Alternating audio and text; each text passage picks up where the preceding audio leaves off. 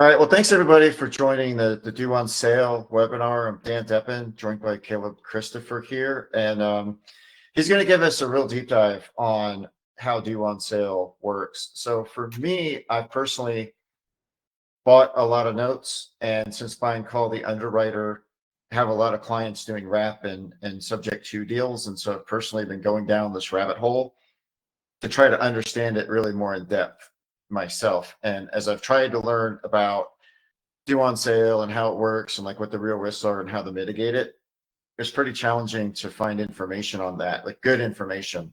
So I'm excited to have Caleb join us. When I've talked to people about it, I run into kind of two things predominantly. One, I've talked to a number of people who said, I've done this for decades. It never happens. Don't worry about it. And then I've talked to some other people who were like, oh my gosh, scary, scary, run away, don't ever do that. And those are usually people who have never done them. So I don't feel like either of those extremes are particularly helpful. So that's why I'm excited to get the details. So Caleb, welcome. Maybe you can give us a quick intro on who you are, what it is you do. I am just a nerd, just some guy. And that doesn't matter to you unless and until you're doing creative finance deals when it's like, oh, there's a lot of questions I didn't know I needed to ask. Like that's how I figured out that I need to do what I'm doing now. I own Creative TC, I own DOSGuard, and I'm almost done with I've almost got signatures on a letter of intent to start a branch of a title company in Colorado. So I'm working way up, man. So we're doing pretty well. I didn't know that in my backyard. Yeah. Yeah, pretty exciting. So I can't release too much information, but I should be in the next month or two. I should be live and taking files. So I will personally be working files and interviewing and training up the person I want to be working files with me. So Creative TC has 13 employees. It's running. I'm not running it. My team is. And then I'm going to title companies next for me. Perfect for me because next year I plan on moving and I want to sell my current primary residence on a wrap. So we'll have to talk about that. Yeah. And so who I am matters to you guys only if you're going to touch, see, sign, any of those things related to subject to deals, seller finance, wraparound mortgages. And so I don't want to skip ahead and drag anybody along who doesn't understand what those are. So real quick, if you've ever had a hard time explaining sub to somebody, I just want to tell you that every house you've ever bought or sold is subject to. Well, in what way? How is that subject to? I bought it free and clear. I bought it cash. Well, you actually bought it subject to something. If the utility company can come dig up your yard and you can't do anything about it, you bought it subject to a utility easement. Okay, so every house is subject to something.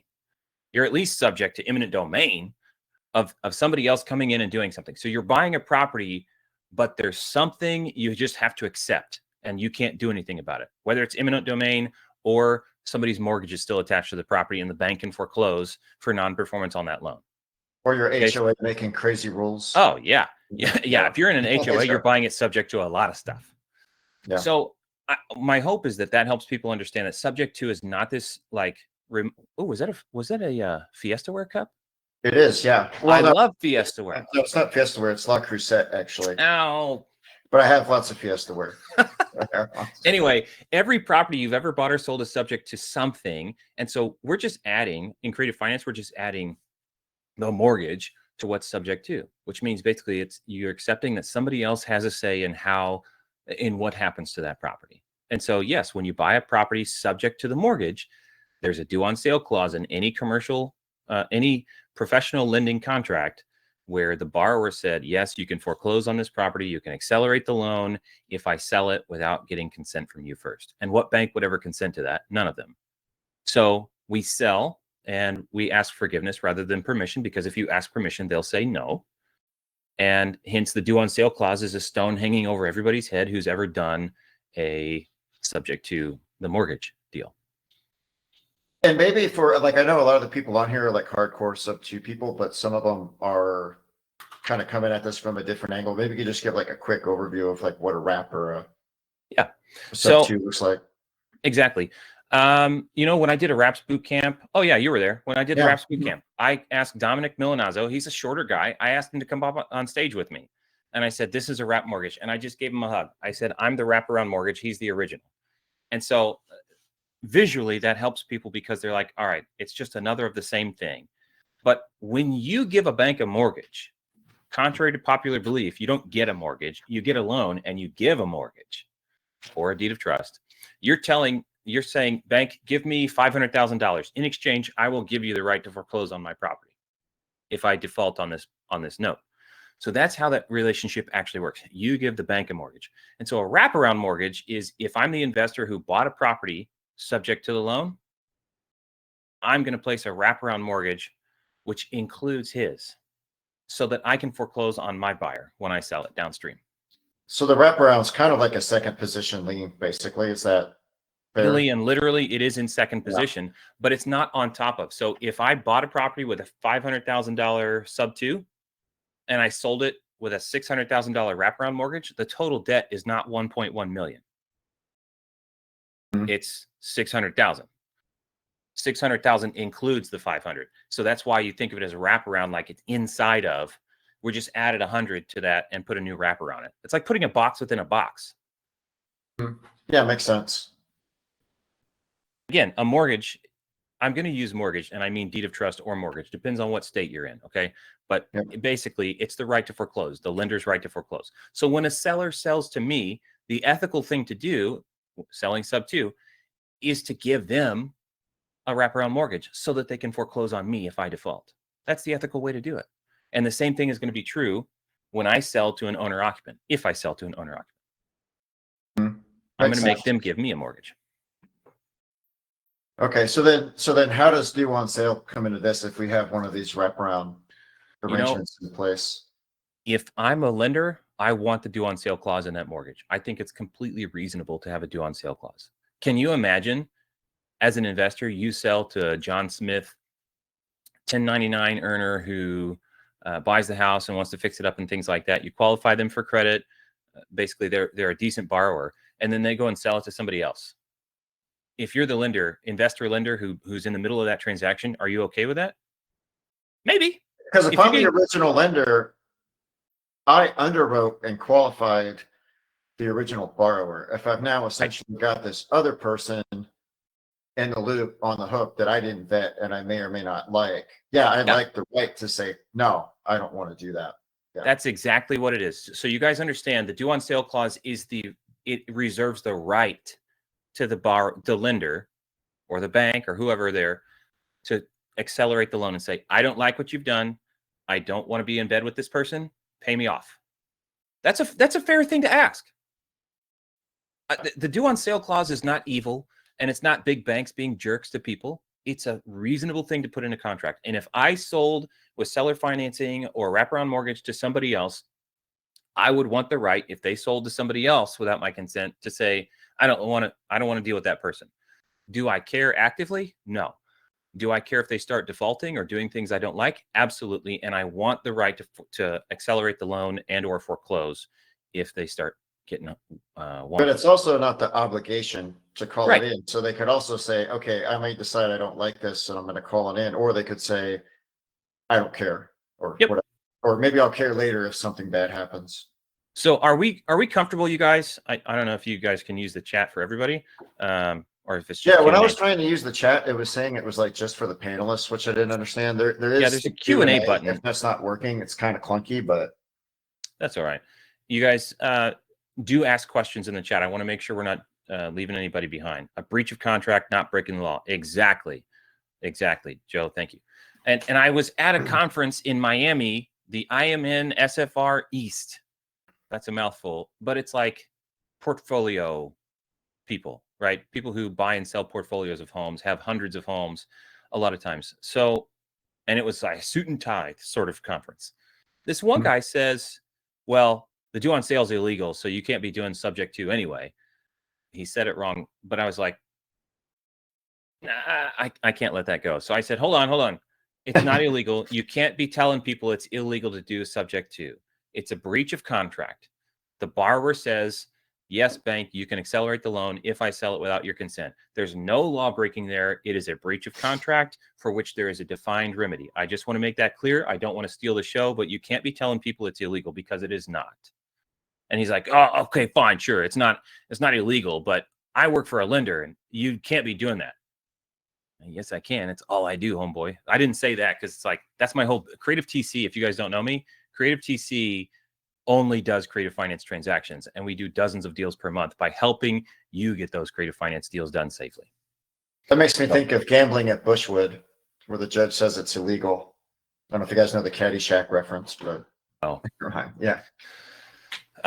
And Marco, taken subject to is on the HUD. I agree that it's on there and that the government, the Department of Housing and Urban Development acknowledges that subject to can exist, but that doesn't make it legal just because they acknowledge, because there could be a seller finance debt that doesn't have a due on sale clause. And so you can take it subject to a mortgage that doesn't have a due on sale clause. So while that is helpful, it doesn't declare that it's not illegal. In fact, I'm looking at a 20-pack seller finance portfolio, and one of the reasons I'm considering it is because it doesn't have a due on sale clause, and my plan is to wrap that 20-pack out gradually to other people. So contact me after the webinar if you're interested in being an equity partner on that. Yeah, there's a guy that's retired now. Oh shoot, now I'm blanking on his first name, but Henderson. He's like a famous note guy in Texas, and I saw one of his seminars one time, and he would love to wrap loans, but he liked to do it with seller finance ones, so they specifically didn't have due on sale in there, so it was never even a consideration for him. Yeah, and if I default, if I'm not making payments on those loans, you can foreclose on me. That's fine. Like, as a responsible, ethical person and investor, I think we're good there. So I have a couple of slides to jump through just to direct our topic. Yeah, go for it. If that's all right. Yeah, it should let you share. Yeah, hopefully. I should be able to entire screen 3. I'm not even going to go full on slideshow mode for you guys. It's just, so I have this little thing, this little line. If you're not protected, you're exposed. And if you're exposed, you're hosed. I've dealt with due on sale. I've fixed it multiple times. And so this Make Sub 2 Safe Again hat was for my new company, DOSGuard, because we're helping people when they're doing these wrap loans or subject twos when they're buying them. You can get protection at closing, which makes a lot of people a lot more comfortable. The thing is, with the state of the industry right now, interest rates are going to stay high for a while. That's my estimation. So there is pent-up buyer demand. And so there's a good opportunity for wrap deals where you're buying a property as an investor and then subject to, and you're selling it to an owner-occupant buyer. The business model there is very attractive for middleman investors, but you got to stay in the middle and commit to make sure that mortgage doesn't go into default for your seller. And so you have to stand in the middle, providing that accountability and making sure things get paid, which means when you sell on a wrap, you want qualified borrowers, which is why I was so excited to be on with Dan with Call the Underwriter. I've known Call the Underwriter for years. I've turned tons of clients over there to have their wrap buyers underwritten and qualified. So it's just super exciting for me to be on with you, Dan. What an honor. Thank you. Thanks. Yeah, and vetting the borrower is like important anytime you're creating a seller finance loan. But if you're doing a wrap loan, it's like even more so, because I've bought a lot of non-performing loans and done a lot of foreclosures, and sometimes it's not too bad, but a lot of times the process is worse than you would think. Like, borrowers can fight you, borrowers can file bankruptcy to drag things out. And not only are you not getting paid, but like you're racking up legal bills. Usually the borrower's not paying taxes or insurance. It gets expensive. And if you've got a wrapper now, you also have to pay out on an underlying lien at the same time. Like, the stakes are that much higher. So yeah, and I think so. Who is Caleb? Caleb's the guy when you call when something's going wrong with your sub 2 deal, or if you want to go right from the beginning. And so I fix a lot of problems. And the most common problem I see with wrap sales that are going wrong is underqualified borrowers. They're underqualified, and/or they didn't get a big enough down payment. So there's not enough skin in the game from that borrower, and they just default and walk away. The worst case took like 2+ years to foreclose because they filed bankruptcy and did all sorts of other tactics to dodge.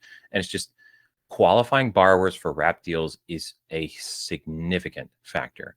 And what I see people doing is they'll buy a wrap deal speculative. And yes, you will get it sold eventually. But if you sell it too fast to the wrong person because you didn't underwrite for 6 to 8 months of holding costs, and I would say 8, then you can't afford to hold it for 8 months, you're going to rush and say yes to the wrong person. And it's going to bite you twice as hard in the long run when they default. consistently, that is the #1 problem I see on wrap deals that have gone wrong. Yeah, because what I see a lot too is people go through that underwriting process with the borrower and they get to the end and it's marginal. It's not like Yeah. it's non-compliant, but they're kind of like, oh. Well, guess who Yeah. has the right to cancel a contract, the buyer or the seller? I I assume mean, either depending on the terms, but I don't really know. yeah. So by default, only the buyer can cancel a real estate purchase contract. The seller is bound. So if you sign a sale agreement to a wrap buyer borrower, and you don't have a qualification clause in there that allows you to reject them for credit disqualification, then you can't not sell to them. That's So interesting. I did not know that because a lot of people are coming I to see your that. company, Dan, because they're already under contract with someone.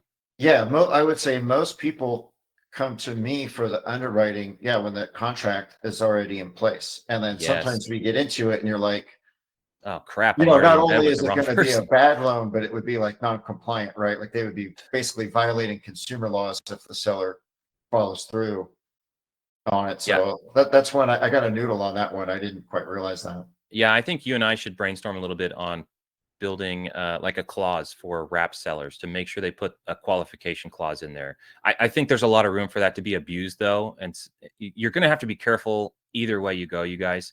You can't just throw a blanket clause in that would allow you to reject somebody, because what can happen is they can come back and say it's because of race, sex, origin, preferences, blah blah blah. And so you have to have concrete criteria beforehand that if you don't meet these standards, you will be rejected. And Yeah, if you like put just that into the contract, you can disqualify and cancel the contract based on that. yeah, like off the top of my head, like I would think you when things like say at least okay, your credit score is it basically you just kind of outline some of the underwriting criteria box that we use. Credit score of X, none of the red flag things related to um, delinquent accounts and foreclosures and bankruptcies and debt to income and that kind of stuff. And then also the buyer would get their earnest money back. Like you said, you want to set it up Yeah. so that sellers can't abuse that as well. We need to be fair and equitable in how we do things. And I care about that. I'm the guy who makes sub-2 safe, fair, equitable, legal.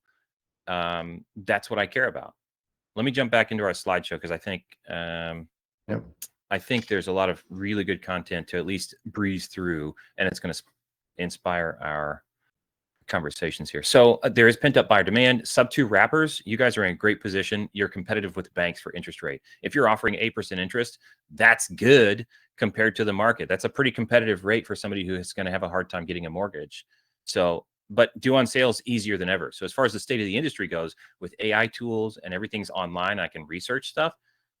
I can call due on sale on any loan when it transfers because I could be notified of the transfer. It's so easy to discover that. So knowing that that's the case, how can you protect yourself? I'm going to tell you now, there's nothing that's due on sale proof. If they want to call it, they can call it. It's their legal right to do it. You just, when they have a performing loan, like I said, if I have a performing loan, I don't really care to call that due on sale. So what is the due on sale clause? We already talked about that. They can foreclose if not paid. If you want to take a screenshot or whatever, this is just a YouTube video.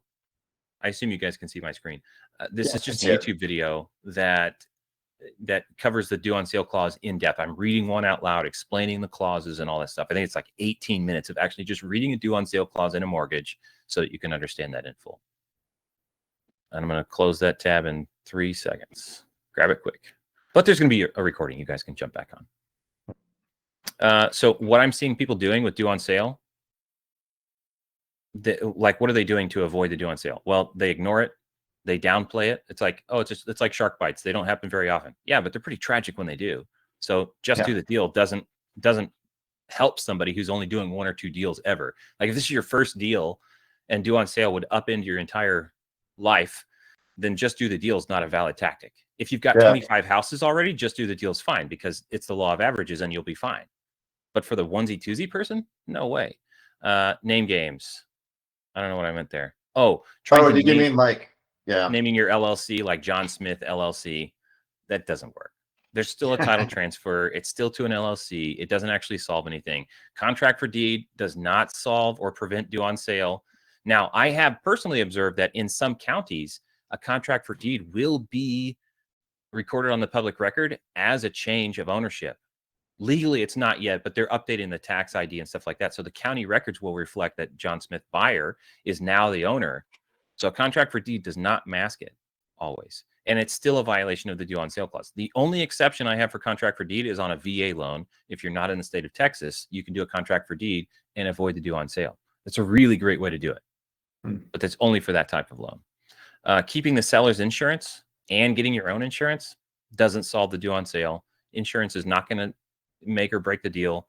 And you have to have new insurance when you buy sub 2.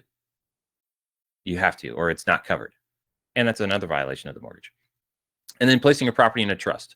That's great, but it's not bulletproof. It doesn't fix it. Do you guys see this as I zoom in on this? I can see the slide. I don't see anything zooming. Really? Yeah. I thought I shared my entire window. Let me stop. Let's try this one more time. Oh, I did share a window. Share screen, entire screen. This one. There we go. This is a due on sale notice from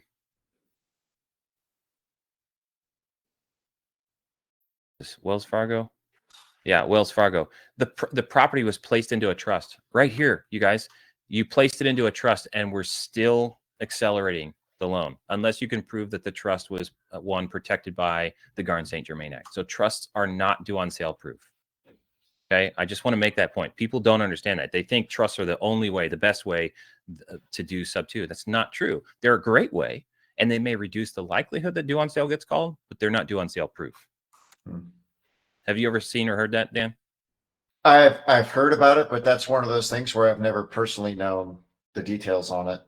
Well, to toot my own horn, that's why you wanted to talk to me, because I'm in the trenches actually seeing and touching all this stuff. And so you guys, I see and touch this stuff all the time. Please do ask questions as we go here. Yeah, there's lots of questions in there. There's no way we'll be able to get to all of them, but yeah. My point is nothing is due on sale proof. Okay. There's no, it's a legal piece of the contract. They have the right to accelerate the loan. So let's look at some of these questions, by the way. While he's looking at those questions, you guys, that's why, because there's no such thing as due on sale proof. That's why I'm so big about disclosures. I'm not okay with somebody who doesn't actually understand, hey, you could lose the house. You could have to refinance or sell the house if the bank finds out about the transfer. Now, that's number one. And then number two, that they care about it to accelerate it. I have had a successful track record in resolving due on sale more than 20 times. In fact, Home Loan Serve just called 5 different properties for the same buyer. He bought properties from multiple people, multiple borrowers, but Home Loan Serve is a very aggressive due on sale company, and they accelerated all 5 loans. That's part of why I put this presentation together, because apparently they're cross-referencing information in their private database. They found the same phone number. They just did a cross-reference. How many times does this phone number appear on mortgages? And it's like 5 different borrowers have the same phone number. So they dug deeper, and they're like, oh, that one transferred, that one transferred, that one transferred, that one transferred, due on sale. That's pretty scary. So even if you're safe right now, what I want you to know is, Dan, have you ever bought or sold a note? I already know the answer. Just a few. Yeah. Yeah. A couple. Okay. So just because you're with a lender right now who doesn't do due on sale or doesn't care about it, does not mean that they won't sell that off later to Home Loan Serve or Rocket Mortgage, who are very much more aggressive. And so just because you're safe today doesn't mean you're safe forever. This information is on public record of the transfers. There is a real risk of due on sale. So disclosures are paramount, because you don't want a consumer coming back against you and saying, I didn't know I could lose my house to a foreclosure because of this. Oh, yes, you did.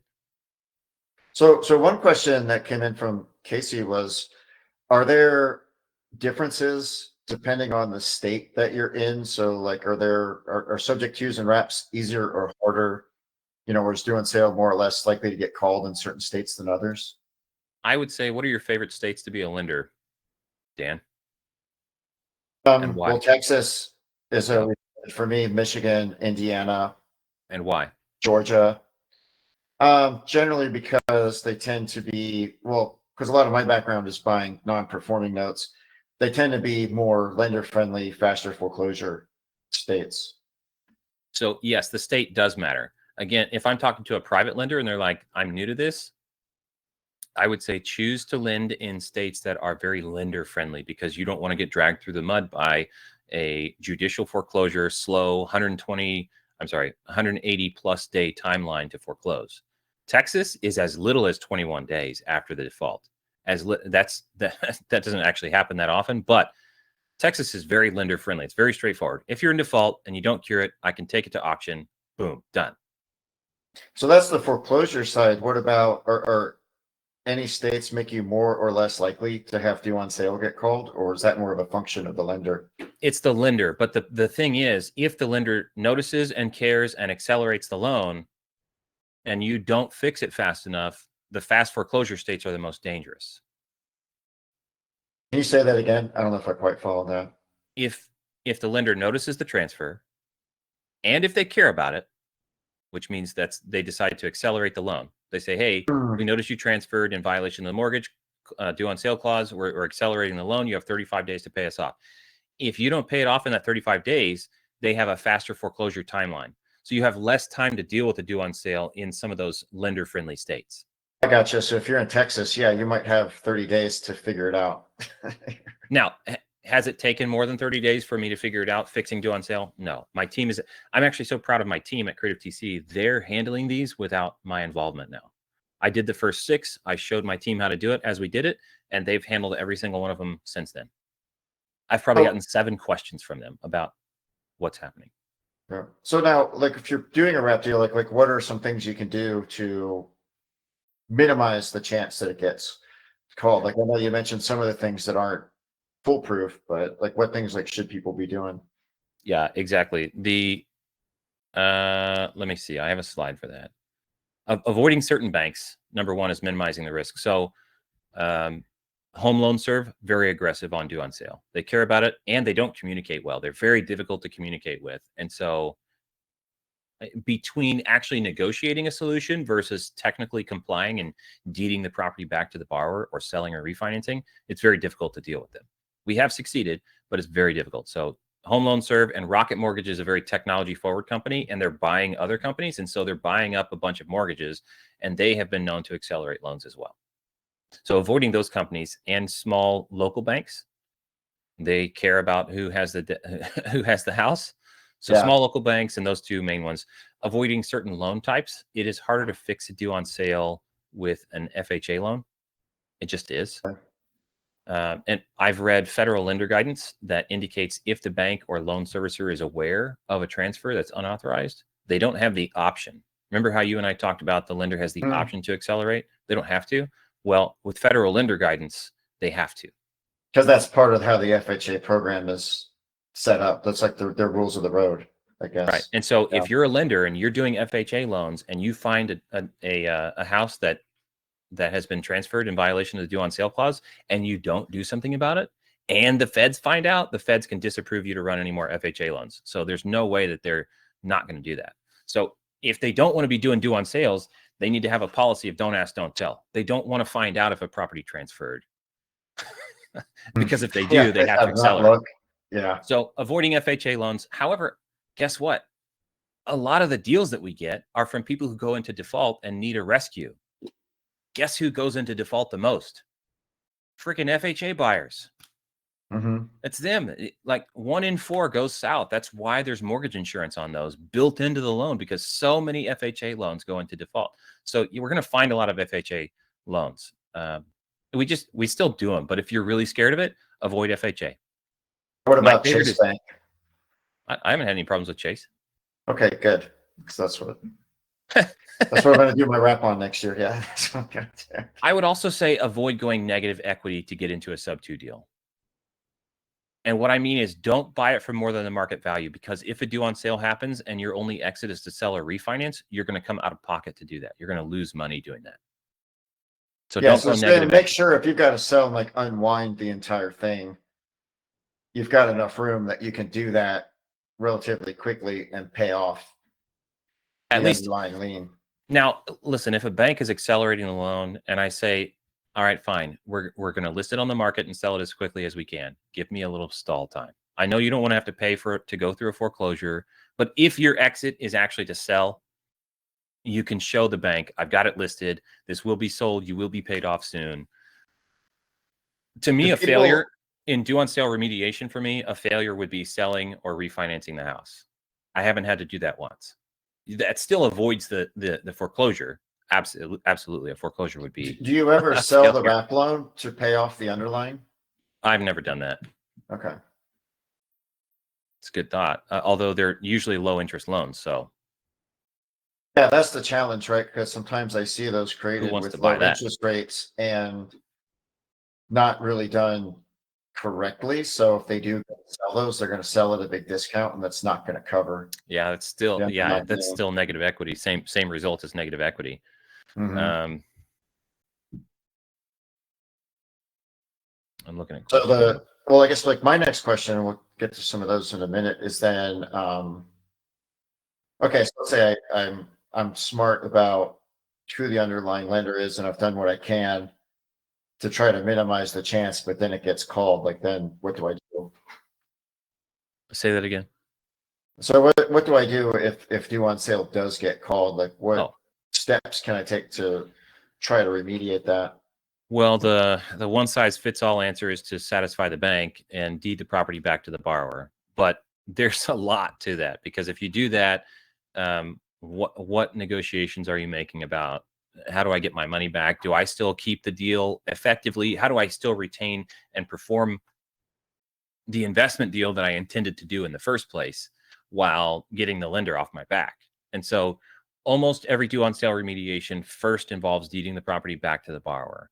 But if you do that, what if they don't sign it back over to you later on? There's 200 what ifs that we have to go through. So if you get a due on sale, the short answer is call Caleb. My team at Creative TC we talk for free with you on this. I want to make sure you understand what your options are. We do fixed due on sale, but the way we fix it depends on a lot of factors: what state it's in, what type of loan it is, has it been wrapped to a new buyer, what are your long-term exits? Are you just rehabbing can you just rehab it and sell it and come out with a profit? That may be easiest. Well, what happens if you've sold the property? Because Dennis is asking, like, let's say you've sold the property, you've now got this wrap buyer that's in it. They don't necessarily want to sell or do anything. Like, how are they protected, or what happens with them? Shoot, man. If you've got an uncooperative person in the chain, whether it's the original borrower, the middleman investor, or the end buyer, if you've got somebody who's uncooperative in that chain, you're not going to be able to fix due on sale. Everybody has to be on the same page. In fact, at Creative TC, my proven process starts with shared understanding. And for creative deals, you have to be on the same page, everybody. Hey, there's a risk of due on sale. If it happens, here's our plan. Now, can somebody change their mind and be a jerk later? Yes. And if somebody's actively uncooperative or working against you in a due on sale situation, you will not be able to resolve it. It will either have to go to foreclosure, or the person who has the house will have to sell it off. Yep. Now, when you sell to a wrap buyer, a lot of times they're buying at the top of the market or slightly over market. So they will quickly realize that if they sell, they'll be owing money at closing. And so that puts a fire under their butt to get cooperative pretty quick. Gotcha. So I don't tend to experience problems from wrap buyers in resolving due on sale, but sellers can really hold out and be jerks. And it's like the only fire I can light under them is, this is hurting your credit if you don't cooperate. We're all ready, willing, and able to do something about this, and you're holding up the line. So you can't hold me responsible for any credit damage that happens to you. Makes sense. Let's see what other questions. I'll put a link in the chat here, the Q&A panel, whatever this is. If you scroll down on this page, there's a question: why does due on sale remediation need to be custom? Why not a template solution?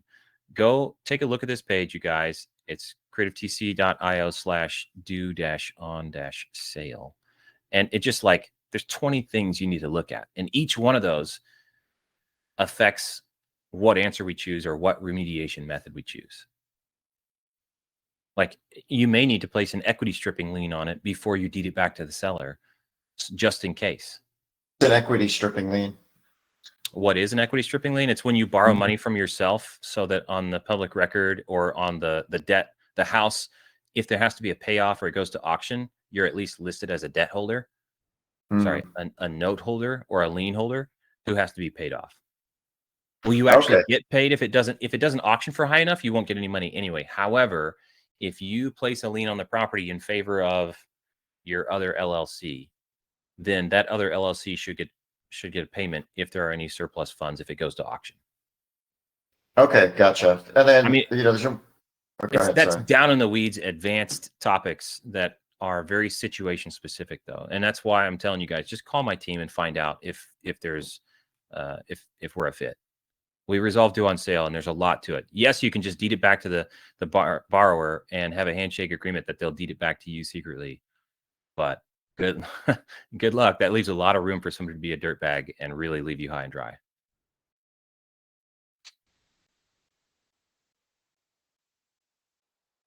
Did I freeze or did he?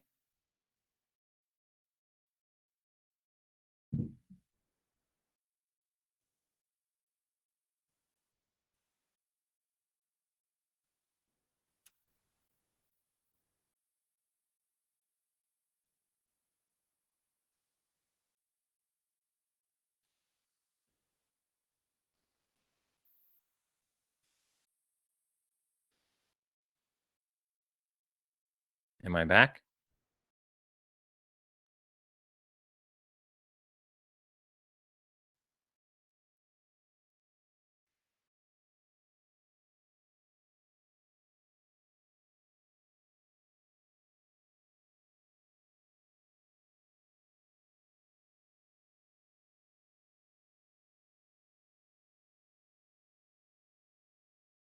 I think my internet took a dump. Are you there?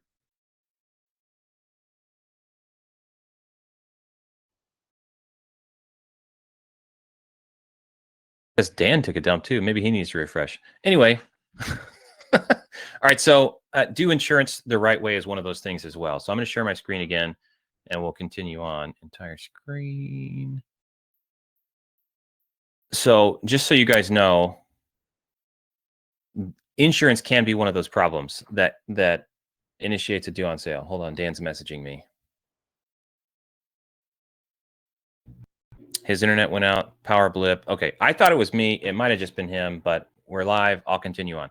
So tactics that work. Avoiding certain banks, avoiding certain loan types, like I told you. Don't go negative equity because you won't be able to recover from that financially. Do insurance the right way. I've seen people lose a house to a fire and they didn't have new insurance on the property, and that was a total loss. No insurance coverage was applied. That's pretty terrible. So I have an insurance flow chart. If you work with Creative TC, my company, you get it for free. If you're outside of Creative TC, you're welcome to get it. I think it's like $39 or $49 to buy it, but it's a step-by-step of what do you need to do insurance right correctly on a subject to deal to get that coverage set up right. Sorry about that. My power went off. I was offline for a few minutes. Hopefully everything kept working. No worries. I refreshed and got back and the chat says I'm doing okay. Okay. So can awesome. a question from GP, can you hit on the double insurance again? Lately, I'm getting emails from servicers saying the name insured doesn't match the borrower name. Usually I call and point out that the borrower's name is listed as additional insured, and that has worked a couple of times. I agree. So you're getting it's a mixed bag on who you're getting at the companies and what they'll accept. I have a couple of insurance companies. My team is instructed to get at least 2 insurance quotes for buyers, sub-2 buyers during the process so that you can close with active insurance. And we just start the quote process so you don't have to. But if I tell people to do it, they put it off until it's too late. So what I like to do is highlight the borrower's name on there when I send it in. And if you work with a small company, a small insurance company, you can build a relationship with that agent. Now, I don't advocate lying, but if you have the borrower's name on there legitimately and you highlight it and circle it and draw attention to it, hopefully that's all they care about. Oh yeah, the borrower's on there, and they leave it alone. If they don't, you have to work with an insurance company that will add them as an additional insured. not as additional interest, but like additional insured on the policy. And ultimately there ends up being some back and forth with the mortgage company about, yes, the borrower is on here. Can they accelerate because of all the extra attention you're drawing? Yes, that's the natural risk of a sub 2 deal. And honestly, if the heat's too hot, stay out of the kitchen. That's the nature of sub 2 deals. And you will interact with lenders and insurance companies that are a little bit uncooperative at times. Ultimately, you've got to find a way to get that borrower on the policy somewhere, ideally as additional interest, possibly as additional insured, and possibly as like a co-insured, like in order of preference. I would rather not have them as a co-insured. However, you may have to. So I've worked with a couple of insurance agents that allow us our power of attorney and an assignment of insurance proceeds makes it so, yes, the seller gets on the policy. However, they don't have a right to file a claim. It's custom terms. I don't even know how to explain it. But they don't always have the best rates, and they're for investors only. So insurance is a mixed bag on what's going to actually work. But you do have to have it insured, and the lender wants to see the borrower's name on there. Caleb, maybe you can talk a little bit about like what do you do if it's not necessarily a due on sale question, but what happens if your wrap borrower defaults and all of a sudden they've missed 2 payments? You go straight to foreclosure, or like what's your process for approaching that? A straight sucky situation, because if you're the middleman and you committed to make payments on the original borrower's loan, you still have to do that. You need to keep that loan out of default. So technically, on the same property, loan number 2 can be in default while loan number 1 stays current, and that's your job to keep it current. And that can be expensive, and that's why you need enough down payment to make it worth your while to do that, because that is a risk you naturally incur when you are wrapping properties. So it's cool to do deals with $0 out of pocket. It's not cool to do deals when you have $0 in your pocket. That's what I always say. It's cool to do deals with $0 out of pocket. Really cool. Not cool, not ethical, not safe to do deals with $0 in your pocket. So I send an attorney demand letter and start the foreclosure process and offer a deed in lieu of foreclosure. What can we do here? What options do we have? I also prefer contract for deed or land contract in most states. Some of the states allow a forfeiture clause, and you have to have it in your contract for deed. However, the forfeiture allows me to return my buyer's down payment and take the property back. And all the payments in the meantime have been treated as rent as far as a court system is concerned. So the forfeiture clause applies for a short period. If it's in the first couple of years or they haven't made X number of payments so far, then if they go into default, I can just use the forfeiture clause. I pay back their down payment and take the property back and evict them more like a tenant. Yeah, I've got one I'm doing a forfeiture on similar to that in Michigan right now. It wasn't a wrap loan. It was a new loan that I created, but the borrower basically defaulted right out the gate. And so now looks like a smoother process, depending on how much he wants to fight. Yeah. But it's way stronger position. These land contracts and contracts for deed are a way stronger position. And you can still do a wrap transaction with a contract for deed just fine. And so if I'm the investor seller, I'm going to prefer a contract for deed, and they get the deed when they pay it off. It's kind of like leasing a car. So that's my preferred transaction style.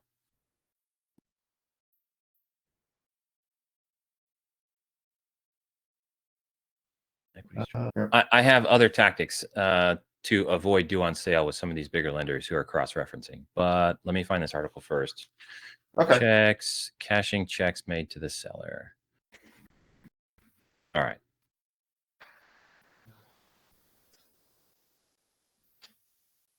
Okay, so I'm going to put the link in chat. This is an article, how to cash checks made to the seller. There's a video. You guys can watch the video on that. The problem, the check is in somebody else's name. Method number 1, ideally we reissue the check made out correctly so that you don't have any problems. But I also had a seller, and I said, assign the check to me. And this was a seller I had a good relationship. He signed it and said, so John Smith, for deposit to Caleb Christopher, such and such. And then I signed it and I deposited it, and it worked. I will tell you, if you walk into a bank with this situation, the tellers are not trained on this. They don't understand it. They will say no to something they don't understand. Mobile deposit is the way to go if you have to do it that way. And then technically, you can sign it with your POA and get it done that way. So that's how to cash checks made out to the seller. Hopefully that's helpful. Shields up, use unique contact info. This is the way I'm recommending people do all sub-2s at this point. When use a different entity name. So trusts are very beneficial here because a trust is a once you have the template for a trust, you can create a trust and just change the name of the trust. Unique entity names help. Basically, we want unique contact info in their database. So email addresses. Ideally, maybe you get a new email and you forward all emails to your main. The reason for this is when you buy sub-2, you're going to want to update the contact info with the mortgage company so that you actually receive notices. I don't want to trust the seller to forward me emails. I just don't want to do that. They usually, if we're buying a property subject to the mortgage, it's because the person went into default, which means they've already shown themselves to be irresponsible. So I don't want to trust them to forward me contact info on an asset that I am responsible for. Well, so I want to update that. Initially, are they going to be doing that 10 years down the road? Exactly. So I'm happy to send them confirmations of payments, but I want control of the mortgage portal. So email addresses with Google, if you put a dot like Caleb.Christopher, it's the same thing as CalebChristopher@Gmail or @CreativeTC, because I have a Google Workspace. So if you're on Google Workspace or using Gmail, you can do a dot. And technically that's a slightly different address when I'm doing a search for matching addresses. You can do the plus trick. That would be something like Caleb plus 123 Main Street @gmail.com. The plus with Google ignores the plus and still sends the message to my same inbox, caleb@gmail.com. That's pretty cool. So that's a handy trick that helps you create quote unquote unique addresses that still cause the email to land in your same inbox, and you don't have to open a new email account to do that. If you have Google Workspace, you can also create aliases, which is just literal separate names. So I can have 123 Main Street @CreativeTC and Caleb @CreativeTC and 234 Main Street and South Street, all these different addresses. I can have like 50 aliases that point to the same inbox. So that's handy as well because they're truly unique addresses, but I don't have to check 50 different mailboxes. So there's that. And then phone numbers. Ideally, you don't have the same phone number on every property, but that can be pretty difficult to manage if you have to be able to receive calls or texts. So free virtual numbers like Google Voice or Sideline or other companies like that offer those. If you have a CRM and you can just buy another line for $2 a month and route it back to the main line that you use for property ownership, maintenance, or management, then that would work well too. Or you could leave the seller's number. Yuck. Additionally, the seller kind of wants out at that point, I'm guessing. Yeah, right? I don't want the seller to be reminded of anything. Like I want this to be that no news is good news. So I want them disconnected, ideally. And then mailing address tactics. I have seen successfully used with the mail service if you add a 1/2 or a suite number to a residential street address. So 123 Main Street can be 123 1/2 Main Street.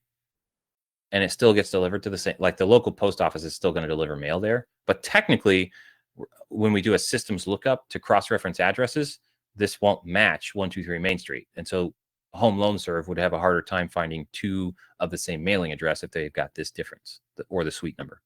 Ideally, that's on line 1, though. I want 123 1/2 Main Street, not 123 Main Street and then line 2, apartment A or apartment 1/2 or whatever. Because if they only do a search for line 1 versus line 2, do we understand what I'm talking about? When I do my address, 123 Main Street, new line, Kansas City, Kansas, I'm saying everything on line 1 because otherwise your line 1 is 123 Main Street, apartment A. I don't want it on line 2. I want it incorporated into line 1. It's because if a mortgage company does that broad search across their database and they just happen to search on everything on line 1, because if you think about it, like if they were going to do a search and they said, okay, give me all the assets where line 1 and line 2 match. Well, that could get weird because people may enter things differently on line 2. So if they want to find most of them, they'll probably just search on line 1 and then they can look deeper as they see batches. Yeah. So that's my preference, is to modify stuff on the line one. So PO boxes, I don't like PO boxes. You can get a different address or PO box per address, but I would rather use a mail scanner service or a UPS box. Like, by the way, the federal government and state governments, for tax purposes, they don't let you use PO boxes as mailing addresses. Guess what? If I use a UPS box, which I do, I have a mailing address at a UPS store with suite number K358. It looks like an apartment number, and they don't turn it down. It's the same thing as a PO box, but plenty of places reject PO boxes. So anyway, Yeah, I do the same thing through Postnet. okay, Not for this reason, but it's just easier to have your business mailed to somewhere else. okay. So those are the main tactics. If this is stuff you can do without having to call me, use a unique entity name, use the email address tricks, the phone number tricks, and then use separate mailing addresses. That will reduce the risk of due on sale as well, if you've got multiple sub twos. Dan, this is where I'm going to pitch DOSGuard. I started DOSGuard because I'm fixing due on sale.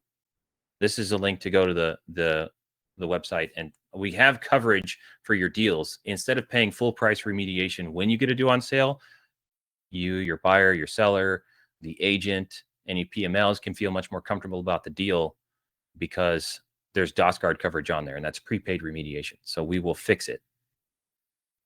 And it can go as little as $500 at close for that coverage for the life of the loan. Yeah, and I'll put the links in the replay to that later as well. That's literally it. Like, DOSGuard is here to help save you, save your deal, recover from due on sale, reduce the risk of due on sale. We're available to support and coach along the way. That's what the Make Sub 2 Safe Again hat is for. That's my whole pitch. The value is obvious to those who want it and need it. I see a question. Sub 2 VA contract for deed will always avoid due on sale. Always, yes. I'm not an attorney or CPA, but when I read the lender guidance from the Department of Veterans Affairs, they do not consider a contract for deed or a lease option or something where title does not legally transfer. They don't consider that a conveyance for the purposes of due on sale. So yes, in my estimation, anytime you got a VA loan, contract for deed is preferred, unless you're in the state of Texas, which it's just, long story short, it's not illegal, but it's very difficult, and you can run into some pretty big fines for doing it the wrong way. All right, cool. See if there's any last questions, and then getting close, bearing down on the top of the hour here. There are some questions about the power of attorney after the seller dies. I'll follow up on that one afterwards. Sure. And I can answer to the power of attorney thing. A power of attorney allows you to act on behalf of a person. If a person is dead, they can't act. Therefore, a power of attorney dies when the person dies.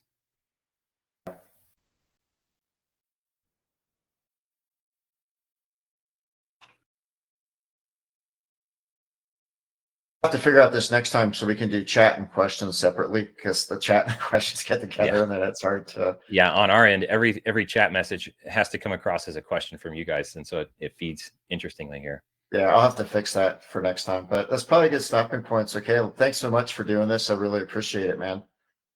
Absolutely.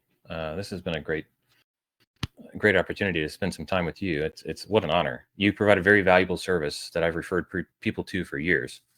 Well, I've probably referred people longer than you've owned the company. Yeah, well, yeah, I haven't owned it for super long. It's still been less than a year, but okay, yeah. But no, it's nice to talk with someone like you that can get into the details on this stuff, because like as I was starting to dive into it,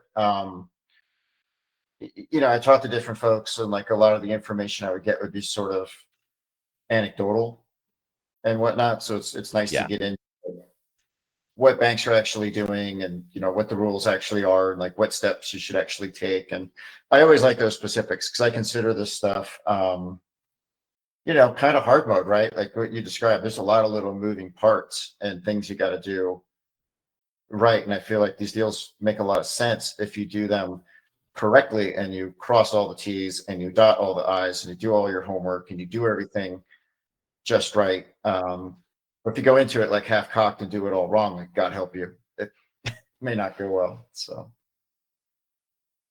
cool. All right. Well, thanks again.